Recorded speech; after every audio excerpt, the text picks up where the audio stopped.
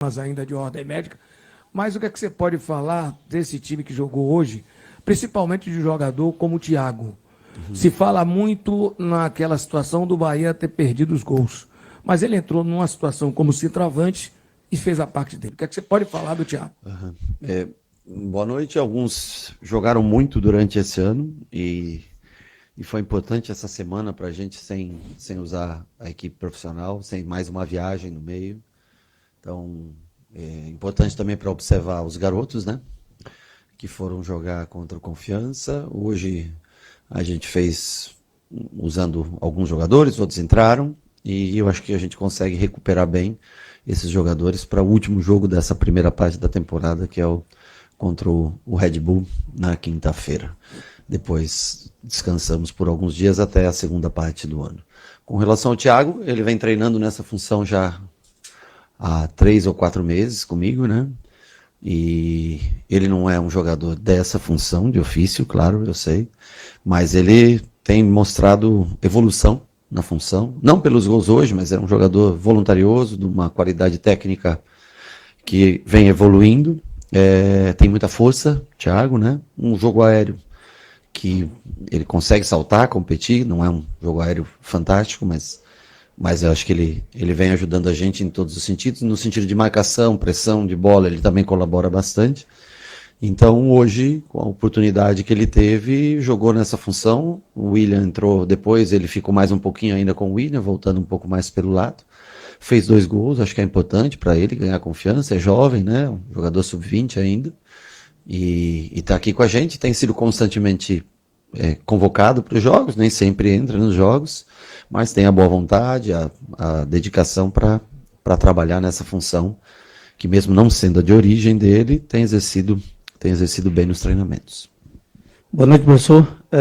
Com relação a. Eu acho que sim, tudo bem, me permita até sair um pouco do jogo, mas com relação à entrevista do Lúcio lá no Uruguai, o Lúcio ele deu uma entrevista aqui pra gente dizendo que não tinha problema nenhum em jogar em nenhuma das 3 posições e agora deu uma declaração falando sobre ser extremo, não gostar de jogar centralizado. O que é que o senhor pode falar sobre isso e se já conversou algo com ele? Sim.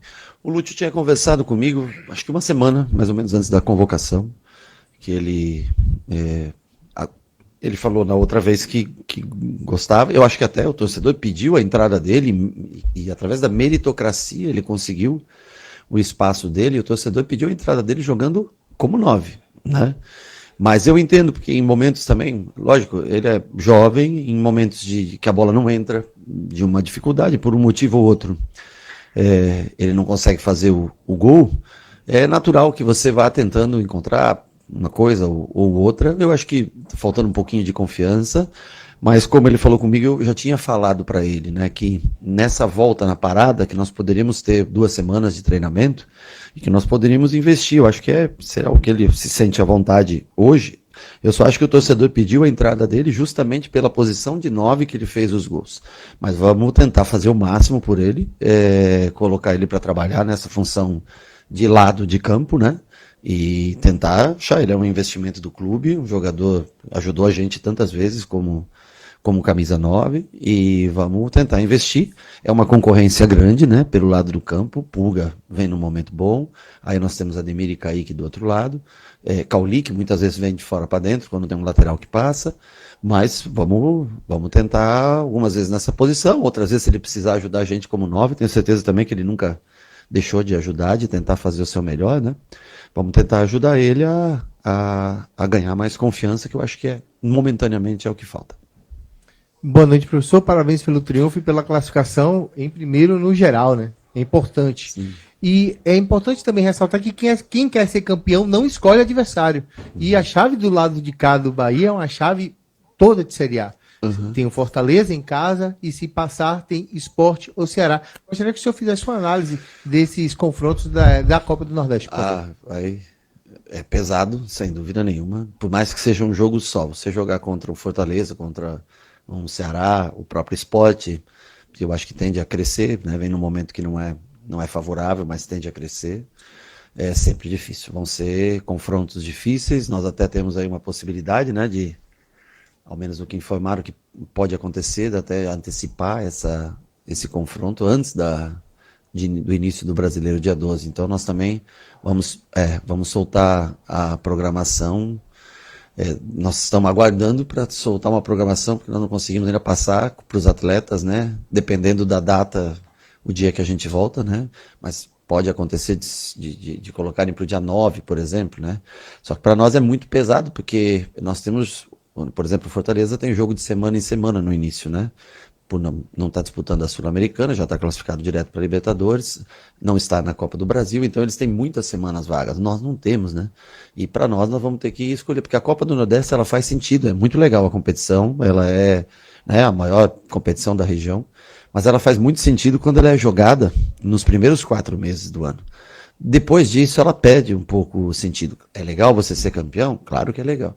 Mas você tem um Atlético Mineiro no dia 12, você tem o América de Cali no dia 15, você tem, eu não lembro tanta sequência, América de Cali 22, entre isso acho que o próprio Fortaleza, se eu não me engano, lá em Fortaleza pelo Campeonato Brasileiro. Então assim, a competição... Oi?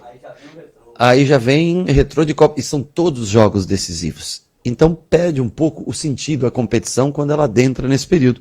Nós gostaríamos de jogar nas datas FIFA, onde nós teríamos um espaçamento e poderíamos nos dedicar mais à competição. Porque se você põe... Fortaleza é um time muito forte. Se você não colocar a tua força máxima, você vai... É difícil você competir com o Fortaleza. Aí você tem o Atlético Mineiro. No Brasileiro você não pode largar, porque é o que te proporcionou chegar até aqui. Mas daí tem a Sul-Americana, que é um torneio internacional, você também quer ter a força máxima. Aí tem o Copa do Brasil, você não pode ficar fora contra o Retrô. E aí são 9, 10 jogos em 30 dias e não tem. Em algum você vai ter que escolher, então nós vamos fazer um planejamento dentro do que a gente entende cada vez como mais importante a competição. Repito, a Copa do Nordeste é uma competição muito legal. Mas desde que seja jogada paralela ao campeonato estadual e não adentrando e principalmente enfiando ela em datas aí que nós não temos um mínimo espaçamento de recuperação para jogar jogos também importantes como Copa do Brasil, Copa Sul-Americana e Campeonato Brasileiro. Rogério, boa noite. Aproveitando o ensejo que você citou sobre a observação de jogadores que jogaram contra Confiança na última partida da Copa do Nordeste, e até o planejamento, né, em relação à parada, Sim. você teve o Jota que jogou no dia de hoje, Sim. tem jogadores aí como o Zé Guilherme que não estava mais atuou no dia de hoje também. Qual tem sido essa programação? Tem o Eric lesionado no meio campo, por exemplo, tem essa questão agora da parada, mas como é que você avalia internamente essa questão de utilização da base nesses próximos momentos, justamente por conta dessas maratonas de jogos? Só para te entender, a programação em que sentido você quer a pergunta? Eu só não entendi exatamente. Dos jogadores mesmo, assim, utilização da base e tudo mais. Em relação... Utilização? Exato. Sim, nós temos o Jota tem treinado com a gente, Vitinho tem treinado com a gente, Juan Pablo tem treinado constantemente com a gente, Fred, que ainda tem idade de base, tem treinado constantemente com a gente, não sei se eu estou esquecendo, né? O Thiago ainda tem idade de base, tem treinado. Então nós estamos aí com um grupo hoje à disposição, acredito que de uns 25, 26 jogadores de linha, né? Essa semana trabalhamos com 20, foi uma semana boa, 20 outros você consegue dar mais atenção para os jogadores, né? Não fica ninguém de fora, ficam treinos mais competitivos e cada um ganha mais atenção, porque alguns foram para esse jogo contra o Confiança, mas nós vamos continuar o planejamento. O Jota foi bem contra o Confiança, na minha opinião, por isso ganhou minutos hoje. Eu estava entre o Everton ou ele para entrar, achei que era um momento para ele ter esses 15, 20 minutos, entrou, para mim foi a melhor dos que entraram, né? Foi o melhor jogador que entrou, com mais, parece que entrou solto, com elegância, jogando, trabalhando bem a bola, interessante a participação dele. Ele tem um contrato a vencer agora nesse mês que vem, mas já com uma cláusula de renovação até dezembro de 2027, nós vamos exercer o direito acordado para renovação até dezembro de 27 e vai continuar trabalhando com a gente. Agora, aí pela dedicação todo dia e as oportunidades, como você falou, o Eric, né? Porque às vezes você vai e contrata um jogador no mercado, aí quando o cara volta você tem o custo daquele que machucou, tem o custo, e aí onde nós vamos chegar num ponto um dia que nós tenhamos a base num nível que possa já adentrar para jogar. E o Jota, eu acho que faz parte desse processo. E com relação à chegada, de repente, é uma janela de ajuste e não de investimento. Então, assim, se tiver uma, talvez 2 peças, quem sabe que a gente possa trazer, nós vamos tentar trazer. Caso contrário, nós vamos trabalhar, temos um bom elenco, temos talvez uma ou outra carência, podemos ter, né? Mas tentando trabalhar dentro do que o orçamento permite, dentro do que a folha de pagamento permite, é como se fosse como é que é esses fantasy game aí, como é que é o nome? Isso aí. E nós vamos tentando adequar, sempre dentro das condições que são passadas, das diretrizes que são passadas para o clube. Boa noite, Rogério. Parabéns pelo triunfo. O Bahia jogou mais do que um campeonato brasileiro nessa primeira parte da temporada aí de jogos. Sim. É uma sequência muito pesada. Eu acredito que essa parada seja importante para vocês terem esse descanso também, claro, uma preparação para o restante, porque vem mais peso aí quando os campeonatos retornarem depois do Mundial de Clubes. Mas eu queria saber de você, numa avaliação pessoal, vocês são muito cobrados pelos resultados, pelas competições e também para entregar um alto desempenho. Eu queria que você trouxesse para a gente o que é que você avalia dessa primeira parte da temporada, como é que você avaliou o comportamento do Bahia, uma Libertadores bem jogada aqui, pequenos deslizes acabaram tirando o Bahia da competição. O que é que você avalia dessa primeira parte da temporada? Bom, eu acho que esse ano a gente rende mais do que no ano passado, assim como no ano passado rendeu mais que 2023. Claro que a gente queria estar no topo, queria estar lá em cima, nós não conseguimos ainda isso. Lamento a saída da Copa Libertadores, acho que nós poderíamos estar hoje, né, enfrentando um Flamengo, por exemplo, no sorteio, né, no caso de passar com uma vitória contra o Inter, passar em primeiro e estar aí nessas oitavas de final. Fico triste por não ter acontecido. Acho que a gente tinha futebol e mostrou em determinado momento da competição que nós poderíamos estar lá. Vamos agora para a Sul-Americana. Infelizmente o sorteio, o Raul está indo nos sorteios, não está trazendo muita sorte para a gente. E aí nós temos sempre adversários difíceis, né? Tivemos no grupo da Libertadores, temos adversários difíceis, a América de Cali jogando em primeiro lugar no Campeonato Colombiano. Se passar, tem o Fluminense, que está na nossa frente aí no Campeonato Brasileiro. Mas, assim, é como na pergunta, acho que foi você que fez, né? Que não dá para escolher adversário, né? Agora, podia também ser um pouquinho mais fácil, às vezes, para quem joga de 3 em 3 dias, adversários pesados, eles, por exemplo, né, hoje é um jogo que você pode intercalar. Então, quando você tem um jogo assim, você pode dar um descanso e botar todo mundo para jogar. Mas assim, todo mundo está capacitado, a gente está tentando montar um grupo justamente para isso, para em determinadas rodadas, você às vezes trocar um time inteiro e ter um time tentando entrosar um time, porque o meio-campo, como jogou hoje, é um bom meio-campo, né? Um time que tem força e tudo. Mas em uma outra peça a gente sente um pouquinho de dificuldade, principalmente com as lesões, né, do Canu e do Eric, que são mais sérias, né, que vão praticamente perder boa parte do ano. Mas vamos firme, trabalhando, temos 3 treinos, e um jogo importantíssimo contra o Red Bull, o último jogo contra os paulistas, né? Nós já tivemos o Mirassol, tivemos o Corinthians, tivemos o Santos, tivemos as Palmeiras e São Paulo, né? Falta agora o Red Bull. Então, assim, você enfrenta ali o que tem de melhor de campeonatos regionais. A gente conseguiu ter 3 empates e 2 triunfos.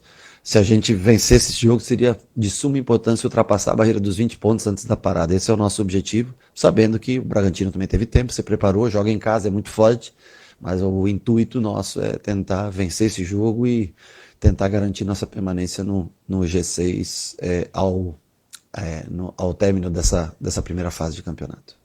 Boa noite, Rogério. No início da coletiva você falou sobre o Thiago.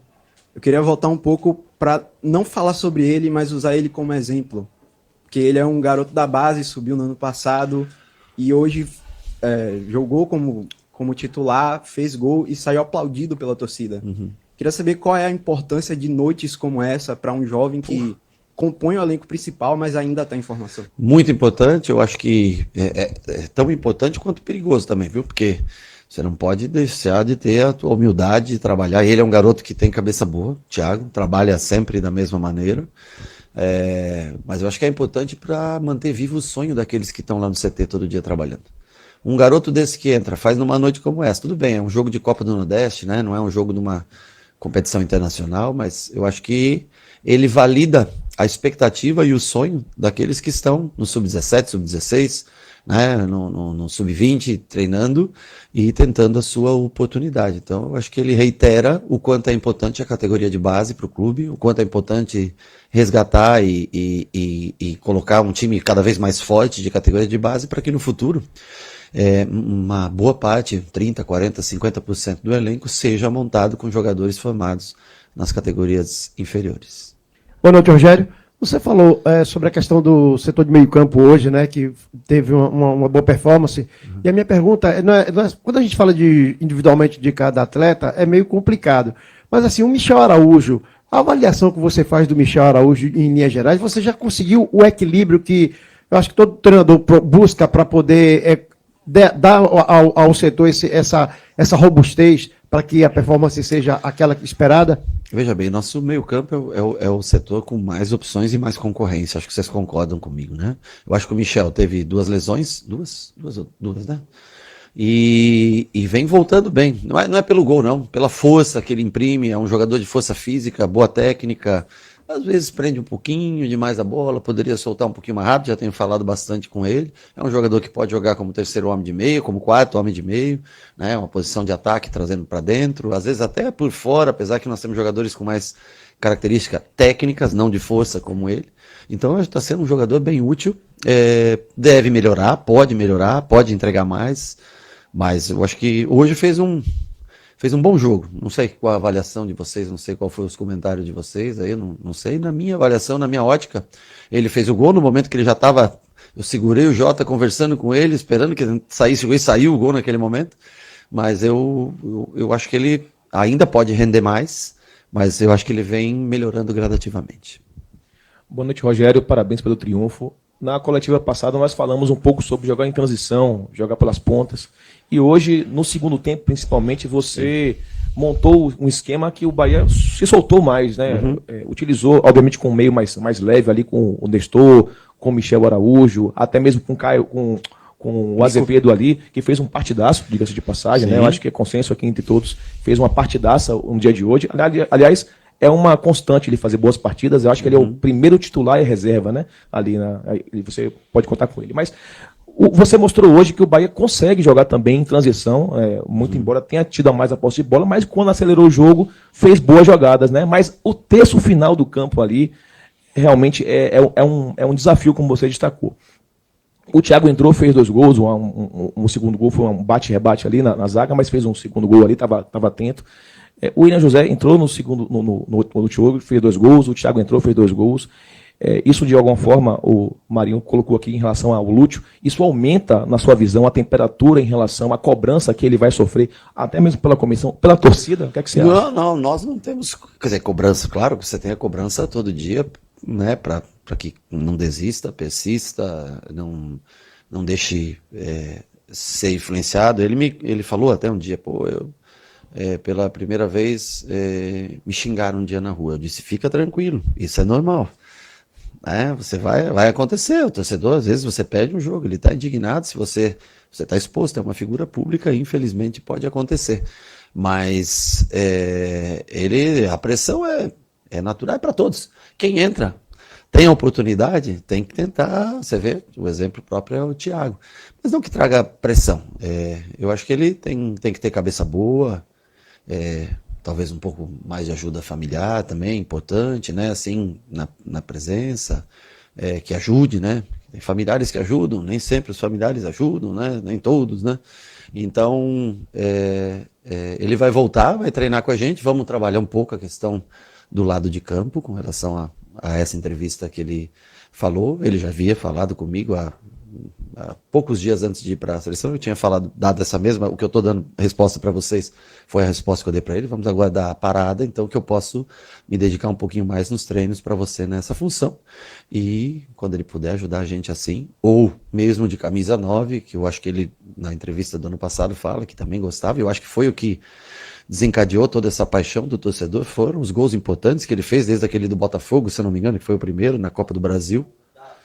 Não, sim, mas eu estou dizendo, né, começando naquele, né, então, assim, importante é que ele não baixe a cabeça, se dedique, e a gente consiga ter mais opções para a gente ter um time cada vez mais competitivo, que são muitos jogos. Nós temos se confirmar o jogo do dia 9, de 9 a 9, nós temos 10 jogos. Então a parada, ela é boa para descansar, mas você tem que ter uma base, e o problema não está no primeiro jogo, o problema está no quarto, no quinto, no sexto, quando começa esses jogos com viagens longas. Você volta para a Colômbia, né? Já de 6 horas, 7 horas. 2 dias depois, você chega num dia, dorme, nem treina e já tem outro jogo. E para isso é importante testar o elenco. Para isso é importante trocar, às vezes, 8, 9, 10 jogadores, para que todos tenham um ritmo de jogo e que a gente tenha a noção do que cada um pode entregar. Você quase mata a minha pergunta. Eu? Boa noite. O futebol desafia a matemática, né, Rogério? Porque enquanto a matemática é uma ciência exata, no futebol 2 mais 2 não pode, nem sempre vai ser 4. Às vezes o cara se desdobra, vira 8. E assim sucessivamente. Mas o que fazer diante de um calendário ridículo, promovido por uma instituição também ridícula, que é a CBF, mas é o calendário, é o que tem. Como fazer para adequar tudo isso e ainda ter, e aí já é um trabalho mais do Cadu, mas como ele não fala, a pergunta é para você. Criatividade junto com Aí, Dade. sobrou para você. Né? Junto com Dade, junto com todos que estão atentos ao mercado, para pensar boas peças no mercado. O BR tem feito bons movimentos no mercado, diga-se passagem, já que a gente está cobrando, também elogiar. Tem feito bons movimentos. Mas se para a gente é uma janela de ajuste, como você citou, para o mercado global é uma janela macro, onde Sim. tem muitos jogadores em disponibilidade, em trânsito. É possível não ser só 1, 2 ou 3, e dentro dessas possibilidades, sem custo, trazer até mais peças, mas peças que funcionem para o seu esquema, sistema e para o planejamento? Bom, nós conversamos diariamente, né? Nós todos os dias estamos conversando. Eu acho que o Cadu até é bem possível que nessa janela de meio do ano aí vá atender. Ele abre a mão? Oi? Ele abre a mão? Não, vai atender vocês e explicar. Eu só sei que sempre houve um direcionamento sempre parecido. Tem os desejos, tem aquilo que você pode, como tudo na vida, né? Aquilo que a gente quer e aquilo que é possível. Agora, é uma janela internacional, o Manchester City tem uma janela, ou times que estão na Europa do grupo tem uma janela internacional, né? Eu tento repetir para vocês, claro que a gente gostaria de ter os melhores jogadores e dinheiro infinito, como todos citam aqui, né? Cada vez na cidade, quando tem uma entrevista, o Bahia tem dinheiro infinito, o Grupo City tem dinheiro infinito, eu não acho que tem dinheiro infinito, ao menos disponível para a gente. E nós sabemos de uma carência ou outra que nós temos, estamos tentando. Eu acho que não adianta você trazer qualquer jogador. Aí é melhor você tentar com a base, porque você pode formar jogadores, até uma eventual venda futura pode te dar a oportunidade de trazer outros jogadores, né?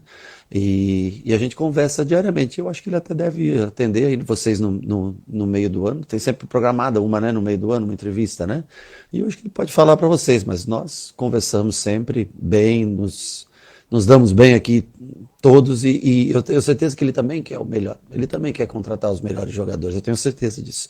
Agora, existe um orçamento. E talvez só se você estourasse o orçamento e não tivesse responsabilidade com mais ninguém, ou comprasse e não pagasse, ou atrasasse salário do jogador, né? Não tivesse a preocupação, como o Raul falou essa semana, da estrutura, porque todo mundo fala, eu não quero a estrutura, eu quero o título. Mas quem quer constância a longo prazo, a estrutura é a coisa mais fundamental para um dia vir os títulos. Agora, claro, pode ser que não venha na velocidade que as pessoas esperam. Outra coisa, você mesmo com investimento, mesmo com CT de primeiro mundo, com tudo, não garante que você vai ganhar naquele ano. Não é futebol como você falou. Não é como matemática, não é uma ciência. Você pode fazer tudo, às vezes a bola dá 5 vezes na trave, ela não entra e você não ganha. Então, assim, nós estamos tentando caminhar passo a passo, mas há sempre o interesse deles também, lógico que é o interesse deles de que o Bahia seja cada vez mais forte e consiga vencer títulos importantes. Dito isso, 1, 2 ou 3. Não, aí nós não temos assim, nós vamos tentar ao máximo encontrar bons jogadores que possam atender a expectativa do torcedor. Eu acho que esse é o principal. Valeu, gente!